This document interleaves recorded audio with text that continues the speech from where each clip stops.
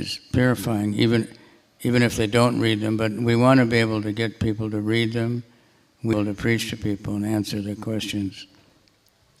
And we have to be able to be fixed and understand.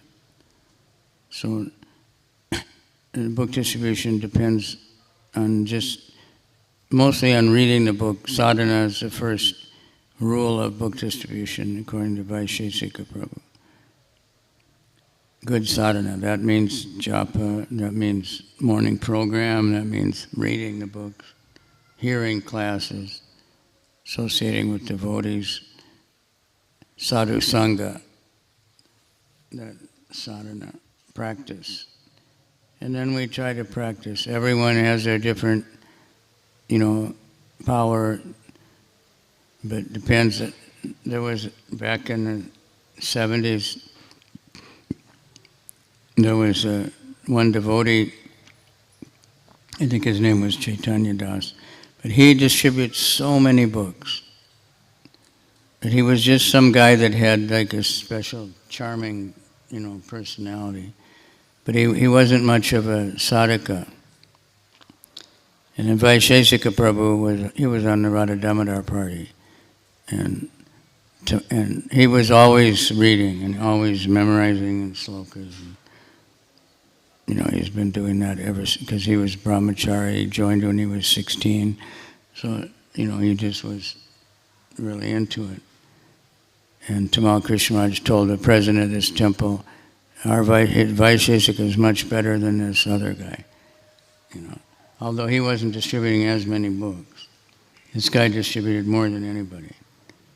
But then he left. He just disappeared. And then somebody met him like sometime later, and he's got a beard and long hair, and, living in a tent or something. He said, I already did. I was the best book distributor. I've already done Krishna consciousness. I don't need that anymore. But Vaisheshika, everybody knows he's still going. And he's inspiring, all this marathon stuff and all this Bhagavad Gita distribution and Bhagavatam set and Chaitanya Charitamrita, because he's absorbed in reading the books also. So you know what you're doing. That goes for everything, whatever you're doing, cooking or cleaning or whatever. You have to know why am I doing this? It's for Krishna. It's Krishna's temple, and these are Krishna's devotees, so whatever we do, it's for Krishna's pleasure.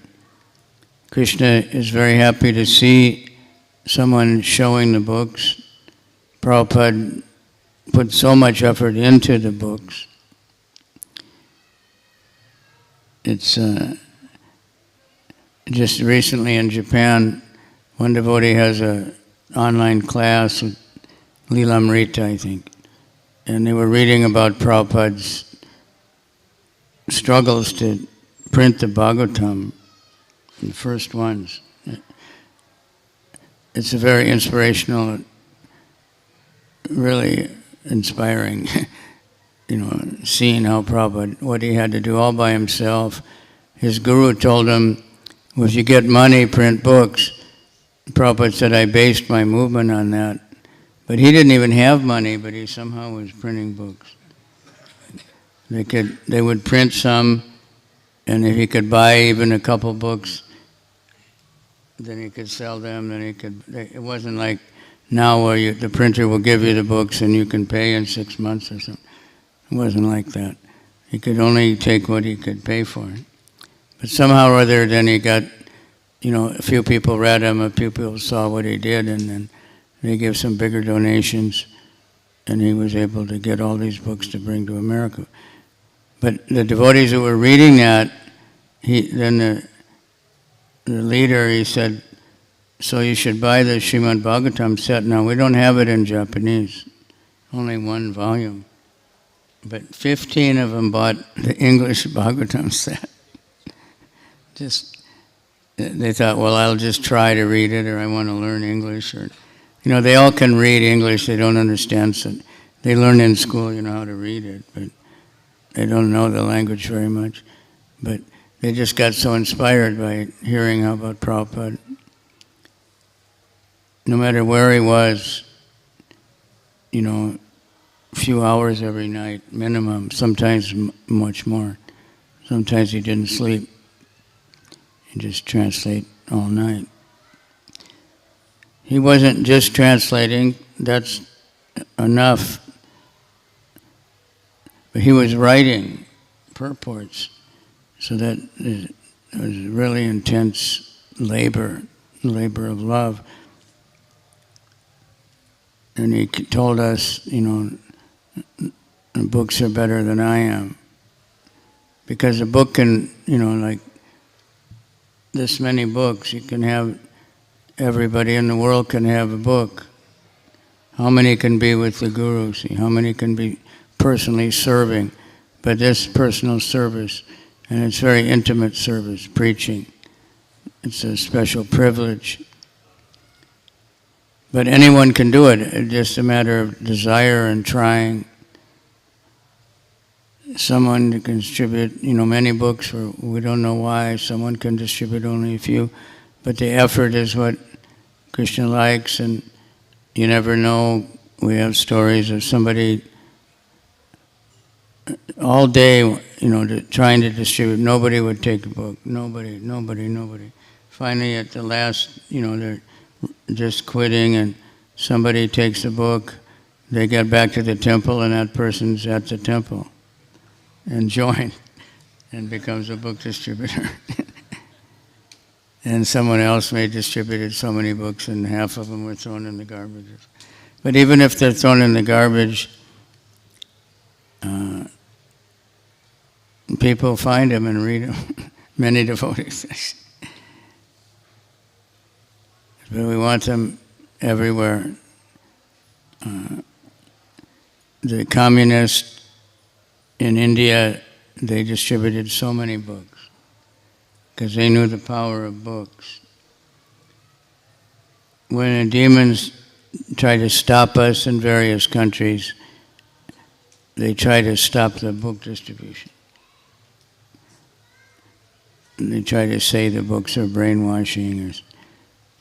Like we worked in Bali, Indonesia, so it's a so-called Hindu culture.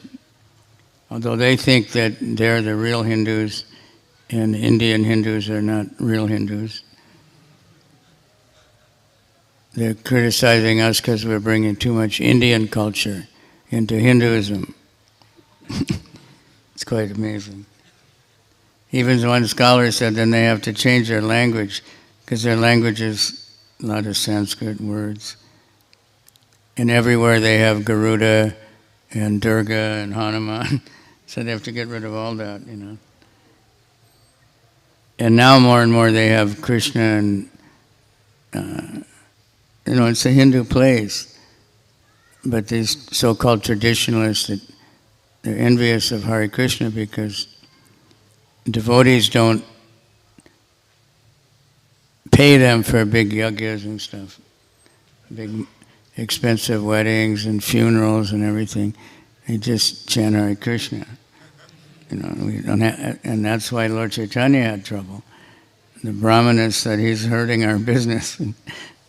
This Nimai, he was a good boy, but he got polluted after his father died, he got polluted by Srivas. And now he's just telling everybody chant HareKrishna.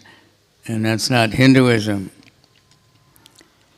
So they're saying, Prabhupada's books are not the real thing. Anyway, they tried, but it didn't work. It made people more interested. In Russia, one place they tried to ban the Bhagavad Gita. They said it's promoting violence or something. And the temples sold out while that was going on. They were sold out all their Bhagavad Gita because it got in the news so much. This book is not suitable for the government. So people thought it must be good. But, we try to encourage it. But Prabhupada, he said he didn't write these books just for us to sell them. we have to read them. But there was, I know, one devotee sent a letter to Prabhupada recommending, new devotees for initiation. And Prabhupada said, why aren't they reading my books, or something like that, Many times somebody'd say, Prabhupada, became one of the biggest book distributors for a while, and so they wrote to Prabhupada how many books Prabhupada wrote back, that boy should read my books. And another time he was driving away, and one Maharaj, who's a very big book distributor, she said, Prabhupada, we're distributing so many Ishopanishad every day. Why don't you read my books? But if somebody was saying, we're just going to read all day, then why don't you distribute my book? So it has to be a balanced life, But so it's not like if we only distribute books and we don't have temples, we don't have, like Prabhupada, he had to, in order to make the books functional, he had to create a whole society. A huge burden. He didn't, his son, his one oldest son was very demoniac. And after Prabhupada left, he made a lawsuit that everything belonged to him. All of ISKCON, all the property, everything was his, because he was claiming Prabhupada wasn't a real sannyasi. He abandoned his family.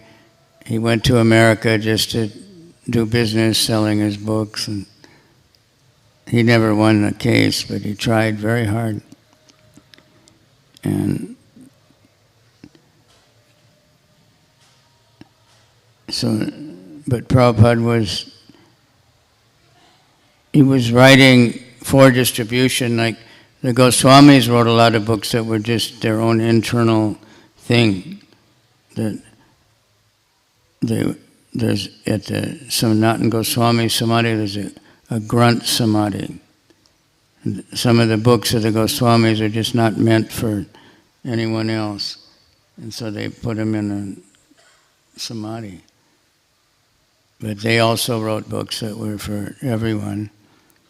And Prabhupada, he wanted these books because he knew that's the only way you can really spread Krishna consciousness. He said it so many times. What good will your preaching do? Your 2 minutes or 3 minutes of preaching. But the book, because in nature, many of I experience, but when somebody's talking to us, we're more or less thinking how to argue with them. We're planning, while they're talking, we're planning how to argue.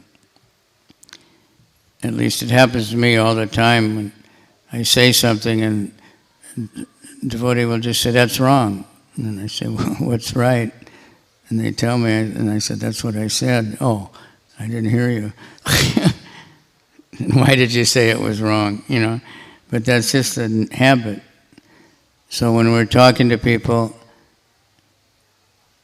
like you're a crowd, you came to hear, so you're probably listening, But if you're just meeting people on the street, going door to door or something, they're not expecting it. But if they get the book, then Prabhupada said they'll think, well, I gave some money, so let's see what this is. So they'll open it with some kind of submissive mood, and then they'll get the benefit. Otherwise, they won't remember what we said anyway. So we always want to give a book, but even if they don't take the book, we want to be nice to them, leave them with a good impression. But you don't have to know, Sanskrit, you don't have to know, 1,000 slokas or something. You just have to tell people, I like this book, and this book really helped me. I would think you might like it also, then that impresses people. You give your experience. If we try to tell people this is the oldest book in the world, but they say the Bible says that too, the Quran, everybody says that. right? Even if you say this continent. But when we show them, of course, that we have Prabhupada's books have the Sanskrit and the word for word, and the original text is there. It's impressive.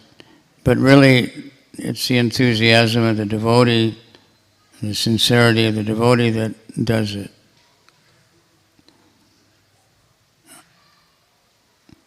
If people think, well, this person is so enlivened and so happy, so energetic, then, and they say this book is what's doing that, giving them the power, then they might be interested to read it. So we're hoping, like now, this is just overflow from your storehouse, right? So everybody, get some books. The first rule is good sadhana, then the next rule is to get the books. The next one is to show the books. The more you show, the more they go. And the next one is to organize. Organize everybody going out, get as many people as possible. Think of where to go, when to go. Every country is different, but devotees are distributing books in places where it's not quite legal, some countries, but somehow they do it anyway.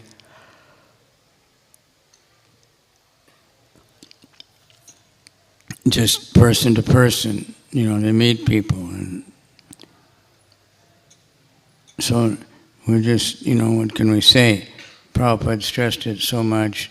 Bhaktisiddhanta stressed it so much also. He wrote books. Our whole parampara is books, Vyasadeva, right? He wrote all the Vedas and the Srimad Bhagavatam, Mahabharata, so that includes Bhagavad Gita, and then all the acharyas from Vyasadeva's Madhvacharya, he wrote many books. All his disciples, they all wrote commentaries.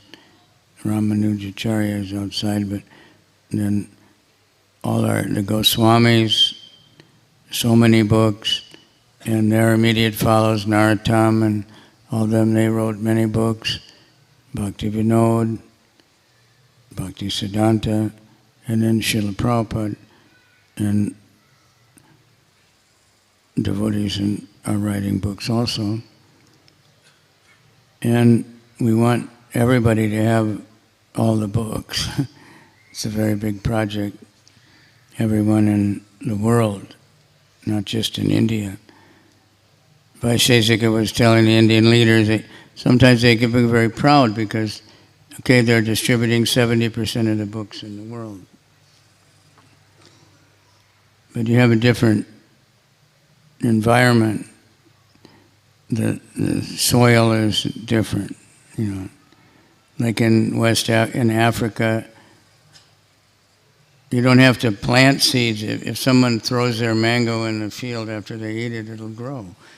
The land is so fertile, and the rain comes.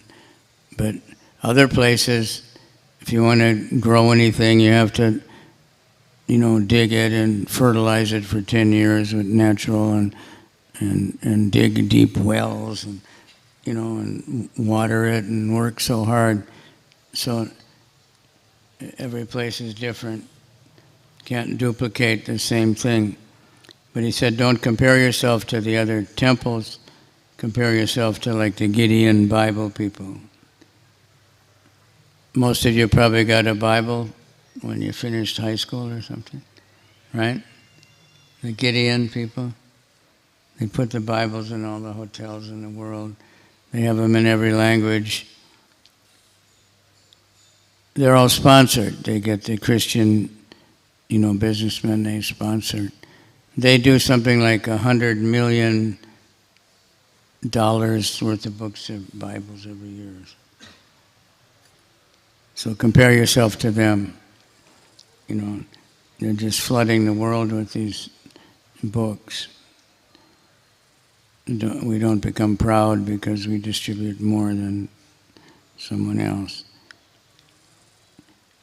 But we want them everywhere, and so we're praying, and wherever you distribute a book, it benefits the whole world, benefits you,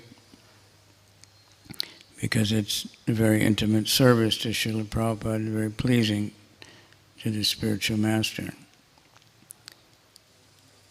Sometimes we hear devotees, saying the Guru, they want a lot of personal attention from the Guru. That's not possible. Many of Prabhupada's disciples, they never met Prabhupada. They never saw him in person. And we didn't have the tape ministries even. There weren't even cassette recorders when I joined. That came a couple of years later. The only recording was either a big thing. It just wasn't available. Only the books were available. And there weren't even so many books. The first devotees that went to San Francisco, they didn't have any books. They just had between the 6 devotees, they had 3 Bhagavatam, first canto. But they just had this incredible faith in Prabhupada, and only 3 of them had met Prabhupada out of 6. But they read the book and thought, this is it. And they made so many devotees. Then gradually we get books, and so then we can reach out much more, can reach out to so many people. So you're getting ready for the December marathon. Kartik is the time to get energized for it. Of course, probably here also in Vrindavan, book sales in Kartik are huge because so many people come to the temple. Much more people come to the temple than other times. And they buy books. As long as we show them everywhere. Book tables everywhere and people everywhere showing the books, people buy them. So if you want to get inspired, you read the Lilamrita. And Prabhupada so much stressed on the book distribution. He said, that's why I'm stressing. Distribute books, distribute books, distribute books. I was there when he gave that class. And he was pointing right to one devotee who was collecting a lot of money but no books. And Prabhupada wanted that money very badly. That money was going to Vrindavan, to build a Vrindavan temple. But still he said, distribute books, distribute books. And then that went, the BBT, Ramaswari, he immediately sent out the newsletter all over the country that Prabhupada said that.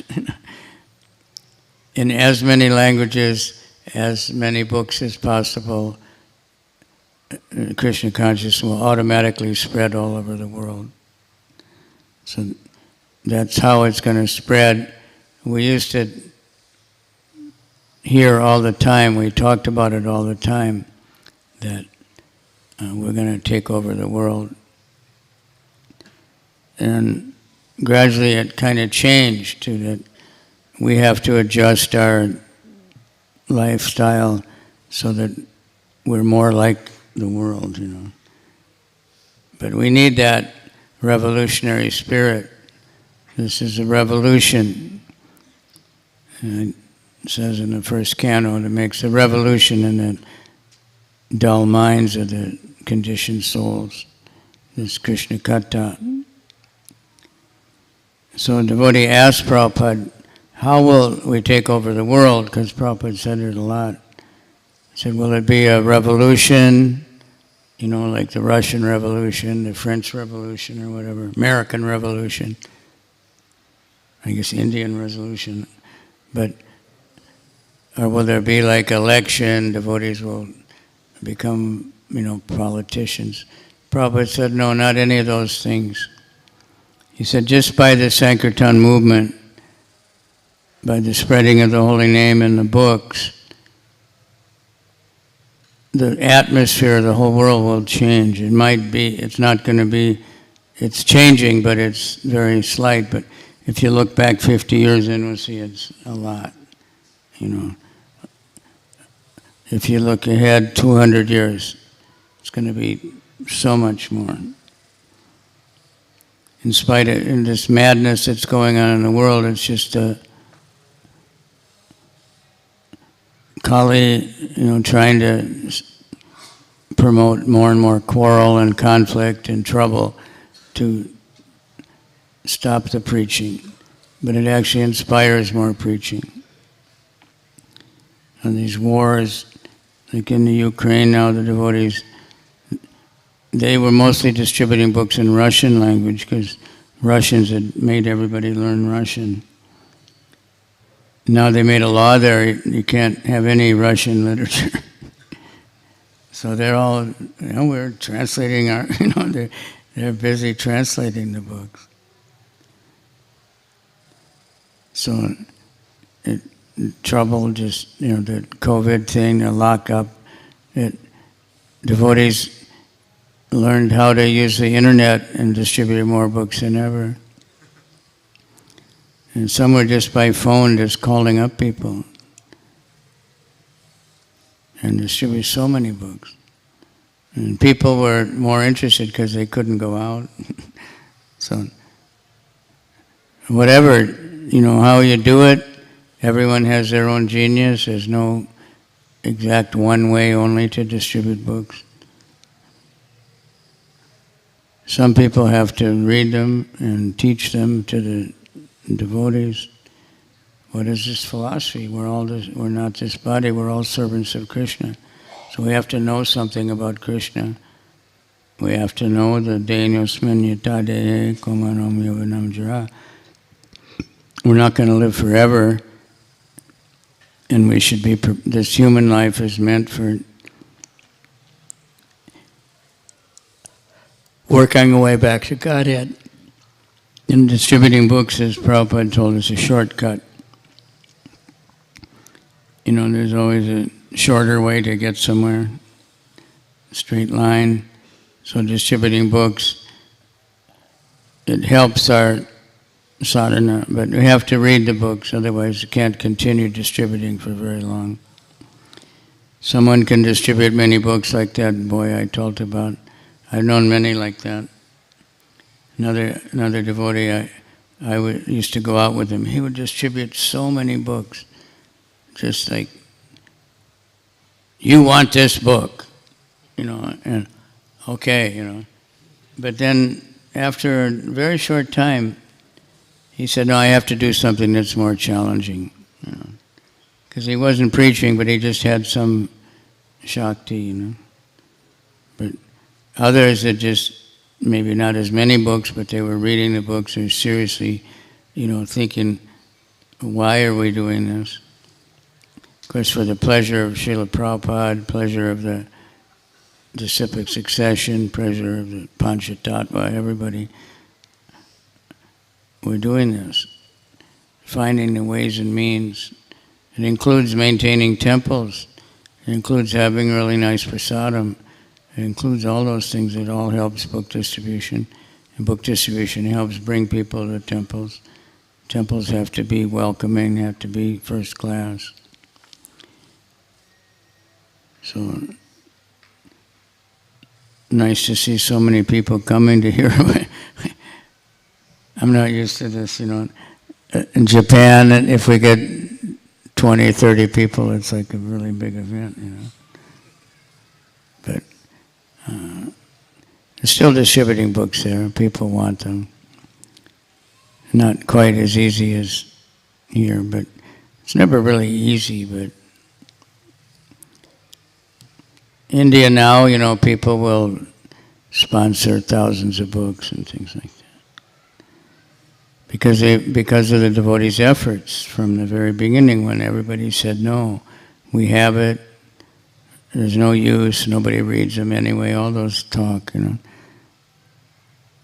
But even if people don't read the book, they still benefit by taking it, and by having it in their house.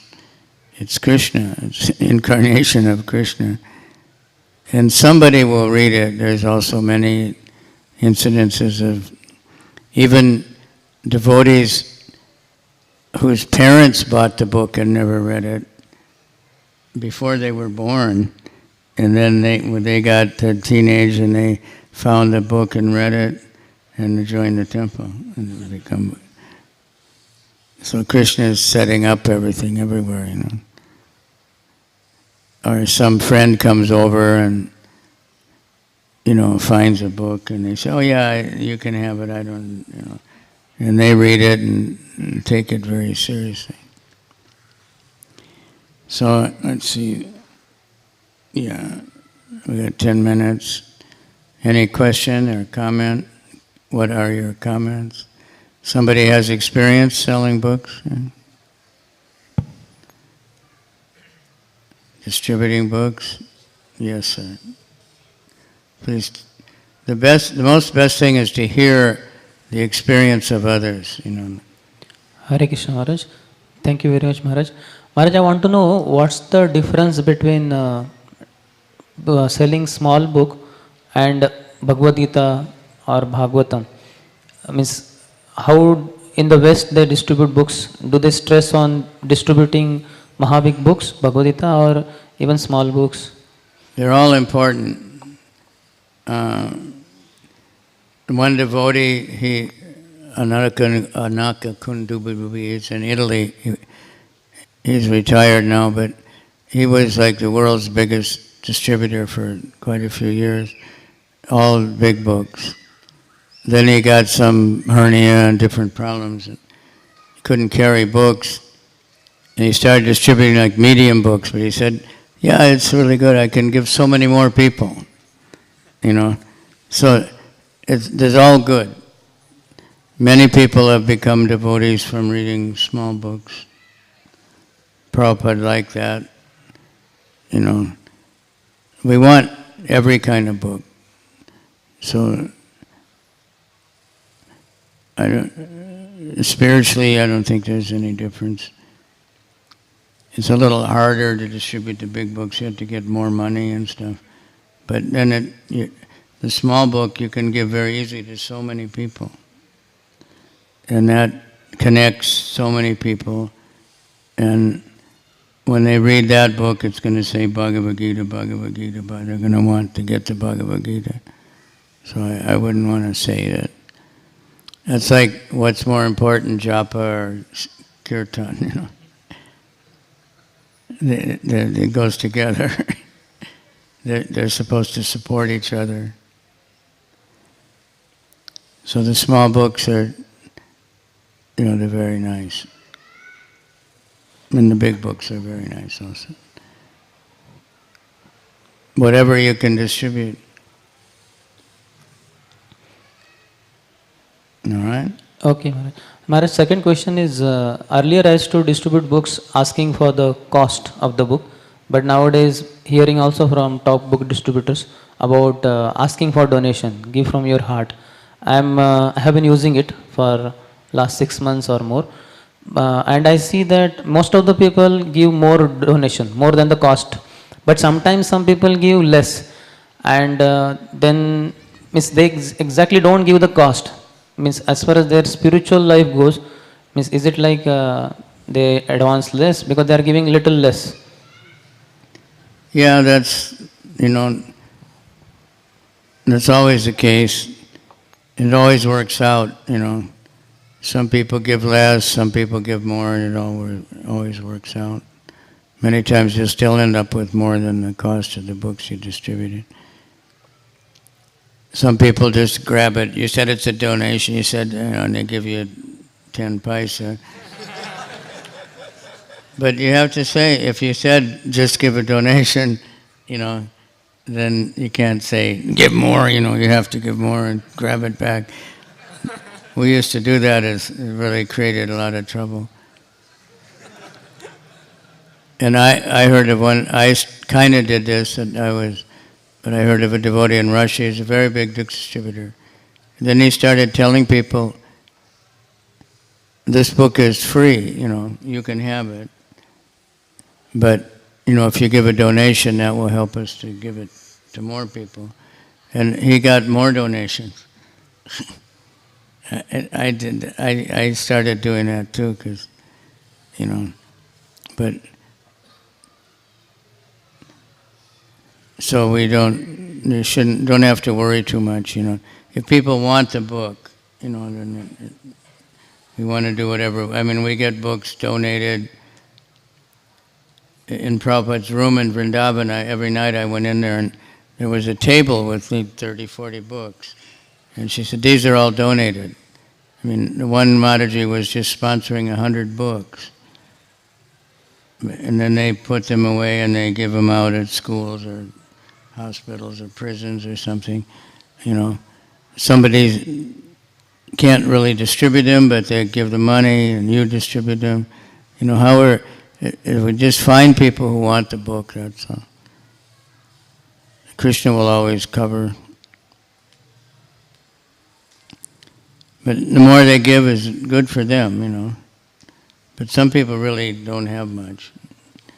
And in some countries, especially like in West Africa, the pious people are very poor, generally. But they want the books. And the rich people, they don't need it. I got everything I need. I don't need, but they're not interested. So we want to reach out to everybody a little bit, becomes a lot, Even there's that pamphlet, you might have it here, on chanting Hare Krishna. They made years ago, many years ago. Many devotees came from that, like 30 pages, just all about chanting and a few little other things, a few articles by Prabhupada. Many, many devotees came from that, and the devotees are just distributing those things. Before they had a lot of other books. All right. One more question, Maharaj. In the West, which books do they stress for distribution? Like I heard earlier, means I was of the understanding that the nectar of instruction is not for others. But afterwards I heard from some devotee that Prabhupada said no, it is for distribution also. Then I started it. What book? Nectar of Instruction. Yeah, he said whatever they like, I'm on a morning walk when Chaitanya Charitamrita first came out, and somebody said, Prabhupada, can we give this to? He said, whatever they like. It's like a bowl of candy. If you take from the bottom or the top, it's all sweet. Generally, what I've seen, people really like science of self-realization in America. Bhagavad Gita now, of course, has become very famous because all the yoga, everybody talks about Bhagavad Gita, so that's a big one, Science of Self-Realization. Then they have another one, it's the same format, but it's called Journey of Self-Discovery. Those are both really popular. Coming Back is very popular. I don't remember exactly, but I forget. But, we had a table out in New York and with, a lot of the small books.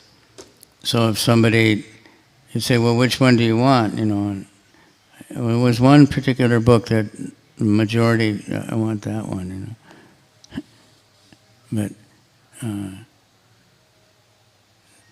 But whatever they like, some people, they just want the Bhagavatam.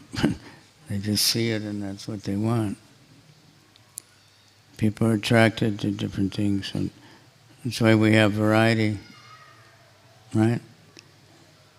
like the restaurant, you have a lot of things. You know. The more you show, the more they go. If you show them 10 books and say, which one do you want? Then they go, oh, that one. If you show them one book and say, do you want this one? No, I don't need it. Right? You give them a choice and they think, oh, okay, let me choose. You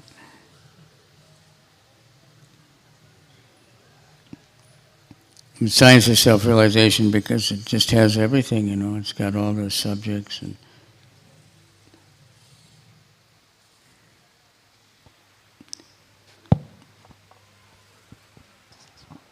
Maharaj, I have one question. Nowadays we see that everyone is reading online. They prefer online. So what should we speak to the people so that they can buy the hard copy books? Well, what's been in the outside world, and I think in ISKCON also, at first, you know, but the people reading online, you know, it's a little headache sometimes, but book sales have not been hurt by that, in, you know, real books. And so somehow or other, you know, you just show it to them, they feel it, they touch it, you know, it's more, kind of more personal.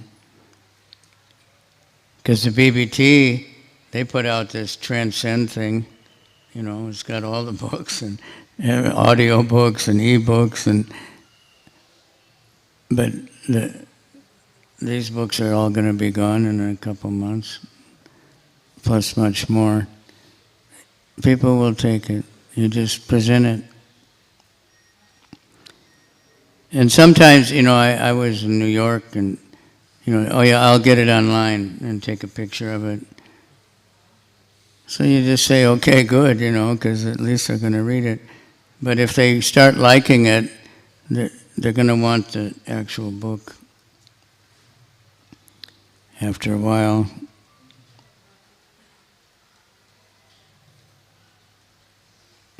That's all I know about it. Hare Krishna Maharaj, thank you for this thing. For the question what Prabhuji asked, I have been telling that having a book is very pavitra. At least in India it is working. It's very auspicious to have a book instead of e-book. So it is working, Maharaj. And second question, Maharaj, you were in Cambodia and Japan. So Cambodia's, our Angkor Wat, which is the world's largest temple, has been taken over or being taken over by Buddhists and something. So do we have any plans to, you know, do something about it? And second question is, Japan, why Prabhupada was struggling right from early days? People are workaholics and nobody wants to come into this. Even now they are having some Hindu temples there. So what is their psychology? Where, in Japan? Japan. So what is their psychology? Why is it so difficult despite of having so many earthquakes? It's like the desert, you know. You can grow things on the desert if you dig deep wells and you build tunnels and, you know, then it'll grow. It's a lot of work. Like Dubai now, if you go to Dubai, there's so many trees. Every tree has a drip. You know, you walk along and there's so many trees and flowers, but there's hoses everywhere dripping. They recycle the sewage and water all those trees. It's not, you know, other places it's a jungle you can't even walk through and nobody ever did anything, it just grows, you know. So Japan was very unique. I mean, I've been there since 1981, I think. And there are no Hindu temples. Hong Kong, Thailand, everywhere they have Hindu temples, you know, big ones.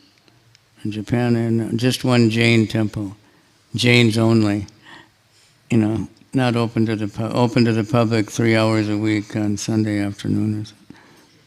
Just recently, then of course we had our temples. Recently, someone else has started Ram temple or something. The people are different.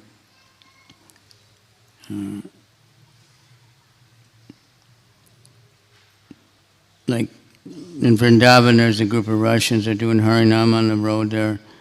And I came up that road in a big hurry the other day, and half the road was blocked by the crowd, everybody jumping and dancing and chanting.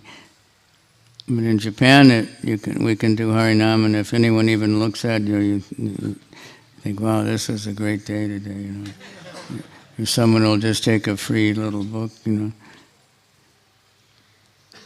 if you do get a few people watching you, the police come and say you have to move, because they don't want crowds, So every place is different. Cambodia, there's a few devotees there, and they just made a book, actually the first book in Cambodian language. Angkor Wat it must be run by the government, It's just a tourist place. I don't know if the Buddhists are still even there. It definitely was a Hindu temple. That's all Krishna Leela and everything carved in incredible place. Time factor. When they found it, it was Buddhist and nobody knew. But so those were Hindu kingdoms, but now, they had so much political turmoil and everything. But we just keep going everywhere and something happens. Yes, Maharaj. Lastly, how many times you spoke with Prabhupada and what was his instruction, personal interaction? I never spoke with Prabhupada. Haribol. Only when I got the Gayatri mantra. And he gave me the mantra, and then I can't remember which order it was, but he asked me, how many are waiting downstairs? How many more? So I said, I think 10 or some number, And then he said, he got eyes open, he said, is this one Indian boy? Because, there were no Indians. And it was Swarup Damodar Maharaj. And I didn't know him, nobody knew him. He lived studying in another place, but he would come every morning. And he would just go on the walk with Prabhupada and then leave. So we didn't know him. I said, I think he's Japanese. Because Manipur is next to China, And then Prabhupada, and that was it. But, we have the instruction. At least for me, I thought it was distribute books, distribute books, distribute books. That's what I always picked up. Whenever I heard class, whenever I read anything, that's what I picked up. Others, it was something else. Swarup Damodar Maharaj, it was science, and write some books on science. But he wanted him to write books, Krishna conscious science, So anyway, everybody had different, instructions. Prabhupada, there's many devotees that had at least a few minutes, or something, and they never left their mind. Others spent a lot of time with him. And quite incredible, because some of them, you're seeing their memories, and they've been gone for 30 years in total Maya. But as soon as they remember Prabhupada, they remember every detail, everything he said, and everything that happened when they were with him. It's such a powerful thing. So I was, in one sense, fortunate, because I lived in Los Angeles, and Prabhupada spent the winter there almost every year. So we got to class every day. And then sometimes could go on a walk. So one other time, I always just tried to listen. And he was talking about something, one bogus guy was called Guru Maharaj Ji, Baal Gopal or some, claiming to be the incarnation of Krishna. And so it was a big thing in the news. He got a huge number of followers. And we went to his programs and distribute books. Yeah, this is Bhagavad Gita, he's Krishna, this is his book. And they were buying them, but then they found out, so they came out, don't buy those books, big megaphone, hurry up, get inside, don't buy those books. So he was talking to some devotee about that guy. And we met them a lot. They were also in the park, distributing their whatever it was. And I said something about what they do, And Prabhupada turned around and he looked at me and he just shouted something, like about, and I panicked. I thought, I really said the wrong thing. So I just kind of backed off. But as I grew up and I listened to many morning walks, I understood that actually he wanted to carry on, to smash this guy, He wanted me to keep saying what they were doing so he could smash it. But I didn't realize that at the time. I knew I would blow it, so I just... But he was so kind, So But everybody in the class would think Prabhupada was talking just to me. Just like Krishna eating with the cowherd boys. He's looking at everybody, even the ones behind him, and the Rasa dance. So Prabhupada, everybody would afterwards say, Prabhupada was just looking right at me, he was just talking to me. So that was the extent of it. Prabhupada in the book is talking personally to everybody, anyone who reads it. Just a matter of how attentive we want to be.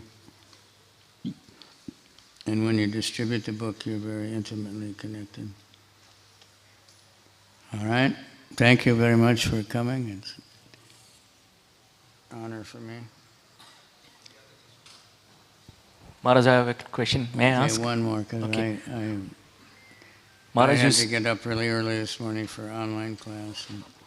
Maharaj, you said that the book distributors here, they have to follow the Bible model, like their outreach. They don't have to compete with people from the West because the soil is different. So my question is, how do we increase it, and how do we reach to other faiths? Because what is happening is that we are mostly distributing to the Hindu people. How we can penetrate among other faiths in India? Other states? Other people of other faith. People of other faith. Well, you can try. And the people who are really spiritually minded, Muslims or Christians, they won't take, but not, some of these so-called faiths that they really tell them, like a lot of the Christians, especially in India, the way they get them to convert is telling them how Hinduism is so bad, So they're not so likely, the converted ones. But main thing, we have to just be very friendly with everybody. And, you never know. People are going to take it or not, but by the more, just anyone who will take it, that purifies the atmosphere, and that will gradually make other people take it.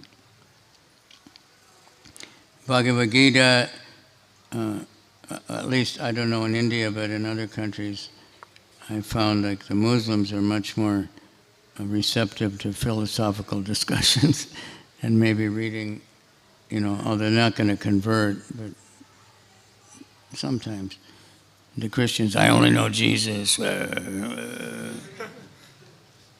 But not all of them are.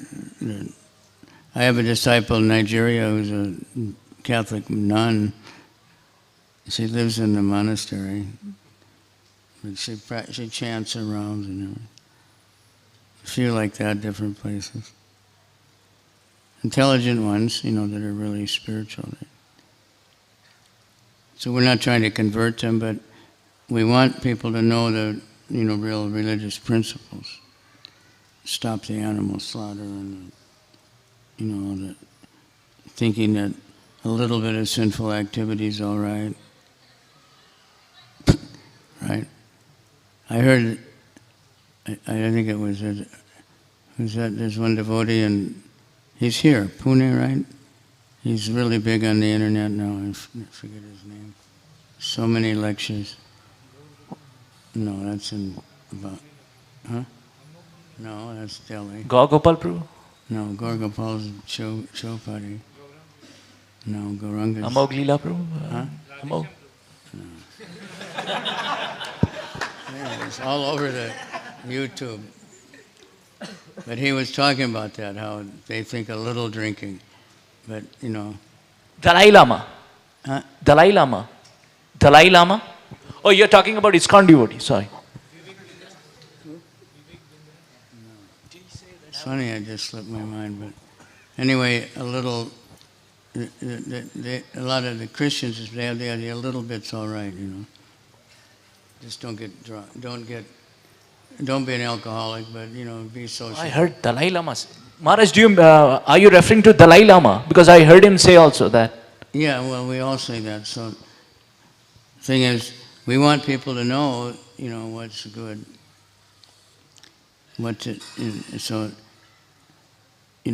Chant the name of God. Jayapataka Maharaj has said many times during the COVID, so-called COVID, that, the only way it's going to end is if everybody in the world is chanting the name of God.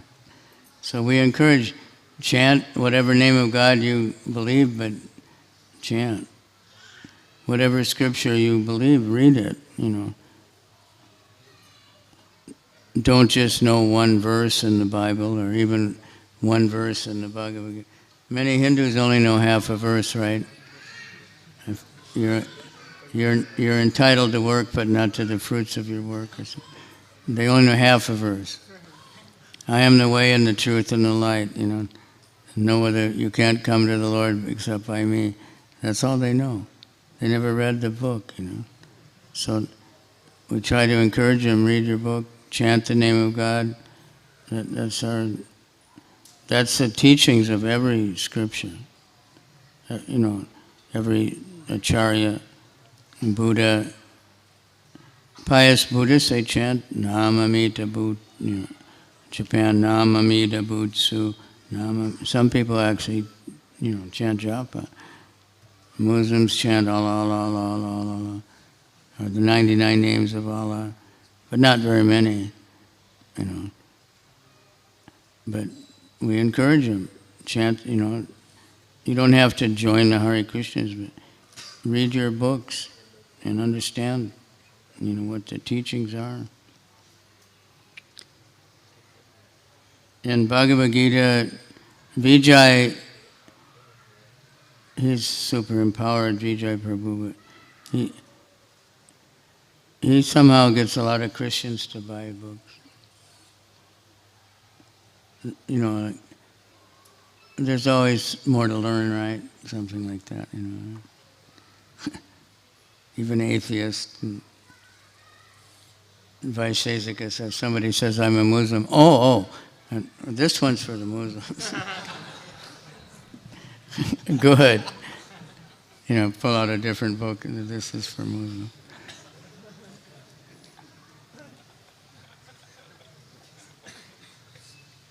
All right? I'll try that. And pray. Just pray and try, but be very loving and concerned. Don't be worried about what faith they are. Just understand this is a spirit soul that is really hankering to connect with Krishna. And Krishna wants to connect with them.